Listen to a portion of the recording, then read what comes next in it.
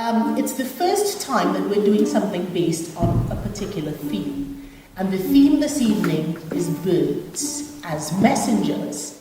It is my pleasure to welcome you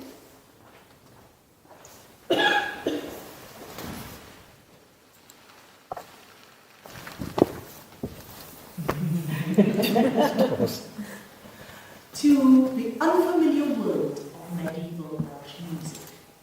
A world where there are three kinds of music: cosmic music, human music, and instrumental and vocal music. A Rwylan is described and praised by the poet, after which he is sent off to his love. Now, she isn't named in the poem, but she's likened to the beautiful Aegir. And the message that he sends to her is that without her, he will die.